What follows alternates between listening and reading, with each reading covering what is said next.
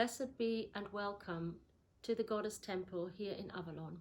My name is Bee Helygen. I am a Priestess of Cerridwen and a Priestess of Avalon, and I serve here in the temple as a full-time priestess. I am a healer in Goddess House. I'm a Melissa here in the temple. I'm a temple dresser. I'm a ceremonialist at the seasonal ceremonies. I am the tutor for the Priestess of Cerridwen course, which I wrote and created myself after working with that goddess for 15 years. That was some 5 years ago, so I know you might be calculating how old I am, so please don't. But in truth and honesty, I love what I do, and my temple work is my life. Being a priestess is not just a function. It is not just being a celebrant and hand fasting somebody or doing a baby naming or whatever it is that people do. Being a priestess in this temple is absolute devotion to Goddess, to the sisterhood, to the brotherhood, and to the community that we serve. The coronavirus has been a real learning curve for us because our trainings are experiential and people come to Avalon to do them. At the moment we are doing them on Zoom, and we are coping with the changes. And what it's actually brought us is more knowledge, more in-depth knowledge. We had to reshuffle and redo things. We had to learn new technologies, which was very exciting, still is exciting. We had to make sure that the groups of people that were starting as students in Avalon were able to carry on, were able to be held in sacred space, and were able to work with each other. The Cerridwen crew is a tribe that is very, very kind to each other.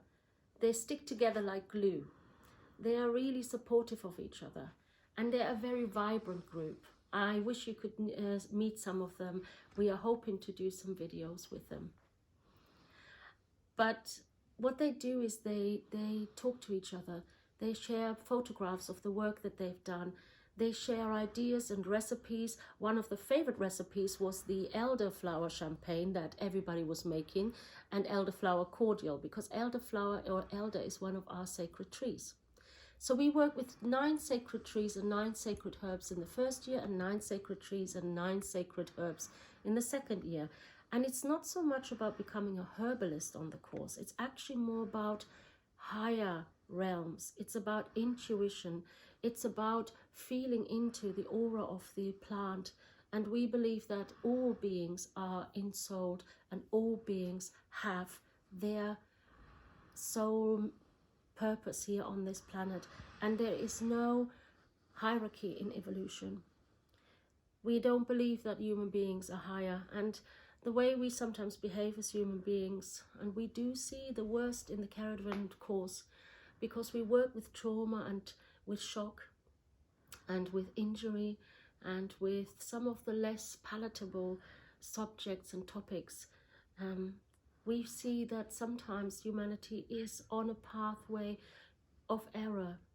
And one of the things that Cerridwen does for us is she carries the lantern, she carries the lamp, she walks in front of us and shows us the path. No matter how dark it is, her light is always there. And we love this goddess, and we feel her love on us. Working with Cerridwen is not always easy. She's quite demanding in her, I mean, I'm easygoing, but I don't get to say a lot. But she's quite demanding. She may wake you up at 4 o'clock and put a song or a poem in your head.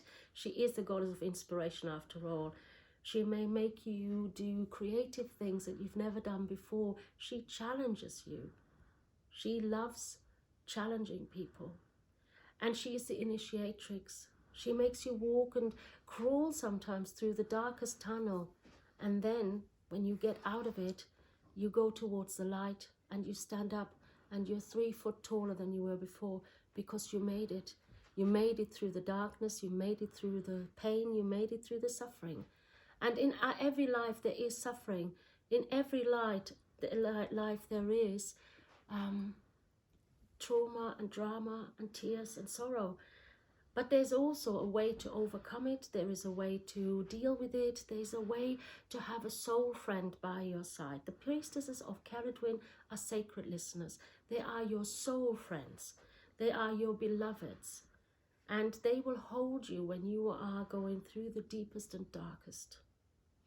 Something else that we love working with are oils. So we have the wonderful Carol Carlton. She is a very famous author. She writes the Mrs. Darley's books. If you haven't seen them before, check out arcanus.co.uk. And she is our specialist. We have expert teachers.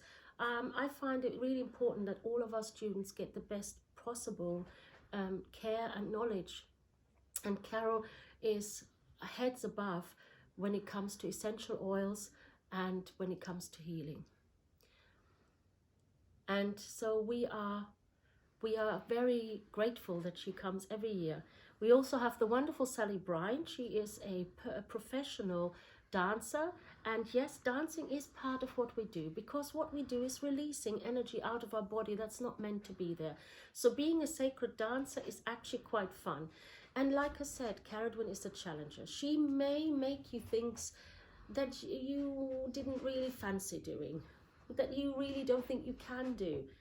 But you see, sometimes we do have to do things that we don't want to do, and it's okay not to do them, but finding the courage and doing them nevertheless, that is where the power comes in, because you as a priestess will never know for sure what situation you may come into.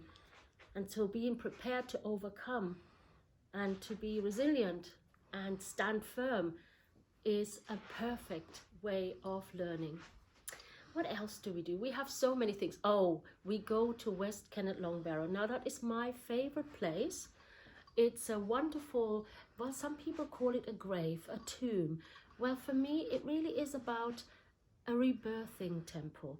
We know that we had initiations there. The history of West Kennet is actually so much more interesting than anything to do with Stonehenge, for example, which was built after. West Kennet and Stonehenge and Silbury Hill are all in the same landscape, but West Kennet is so much older. And we actually believe, and there's a lot of research being done, academic research, that in West Kennet we found humanoid beings that not necessarily the humans that we have now. And so that's in itself is fascinating. And we spend a night there, or at least a long time into the evening. And it, again, you know, you are being challenged. This is what the initiates did for days and nights. 3 or 4 nights the initiates would be in that darkness, would be drumming, would be dancing, would be naked. I'm not asking for naked. But it is about finding a place for yourself and pushing the envelope, pushing your boundaries, setting new boundaries for yourself. The other thing that I love doing with the priestesses of Cerridwen is we go to Bala once a year. That is where you dedicate. That is where Cerridwen lives. It is a lake up in North Wales. We have a beautiful farmhouse that is very comfortable and has a lot of gorgeous fires. But it is also about standing by the lake and being challenged again and asked if you are ready to step forward as her sister and then as her priestess. And this is what we ask you to think about. What is it to be a priestess? And sometimes that means to work harder than anyone else, to be available at times when not everybody else is asleep, to be there for somebody when they are in their deepest grief. We are asking you to be there for yourself, to self-care, to stand in your sovereign self. Sometimes people call it the priestess self. I love to call it the sovereign self, because you are sovereign over yourself. You are the one that decides what she can or cannot do, what he can or cannot do. We have quite a few men in our group, which is great, because there is a balance then. We get all of the perspectives. And often in grief, men, if they lose somebody they love, would prefer to speak to a man rather than a woman, because, you know, there is a perspective. And we as women do not have the same life experience as men in the world. And to be honest about that and to be standing in your sacred sovereign, male or female, is really what is important. And in this world, the male priests are not necessarily always welcomed. They have a lot more to overcome than us women. Some people will, in your family, will tell you that what you're doing is ludicrous, that it's nonsense, that you're spending money on something that's not worth anything. Well, I am the living proof that it is worth it. I came here 8 years ago to Avalon. I was in a caravan. I started my work as a priestess, my training as a priestess, and I worked hard. And I overcame all of the things that I thought I needed. And what came of it? Well, today I stand before you here in the temple, a priestess of Cerridwen, a priestess of Avalon, a priestess here in Avalon, welcoming many, many people every year, apart from this year when we had the virus. And that in itself was very tough, because we love having people here. We love doing the Melissa work. We love creating the temple for you. We love showing you all the beauty that is in the place of the lady. And unfortunately, they couldn't do that this year. But we carried on regardless. As you see, we are still creating a beautiful temple. We still create community. We still create the most beautiful and interesting experiences for you. One of the things that you will learn in the second spiral is embodiment, which means bringing Goddess into your body. That in itself is an adventure, because you will go beyond the realms of your consciousness. You will overcome. You will have to suspend your disbelief. You will have to believe in fairies and in the other world and in the myths and legends of the Brythonic Celts.